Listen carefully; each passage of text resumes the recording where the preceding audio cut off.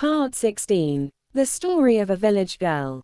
Some paths we choose for ourselves, and some are chosen for us by destiny. Whether we are ready or not, life forces us to walk them.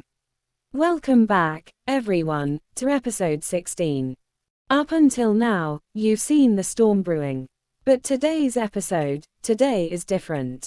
The story has reached a painful turning point where hearts are about to break, and secrets will be uncovered that change absolutely everything. If you have been living this journey with these characters, please make sure to listen this episode until the very end. Because what happens next will stay with you for a long time. Let's begin. The world felt increasingly cruel. Watching her struggle with a broken leg mirrored my own spirit, making my journey toward the next exams feel even more uphill and lonely. I rushed to her, gently picked her up, and brought her home. I sat her by my side, feeding her and giving her water, while I carefully bandaged her broken leg. Yet seeing her in such a pain was a torture I couldn't describe. It felt like my heart was breaking alongside her. In the middle of my academic struggle, I became a healer. While the world outside was loud, judgmental, my world shrank down to this small, suffering creature.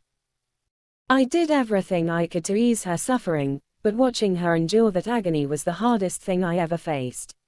I felt like we were both wounded, she physically and I emotionally, trying to survive in a world that showed us little kindness. After watching my friend suffer for 3 days, my family decided that keeping her in a pain was a sin. They chose to slaughter her for food. To them, she was just livestock, but to me, she was my soulmate. I spent those final moments singing songs I had composed just for her, a final tribute to the only being that truly understood me.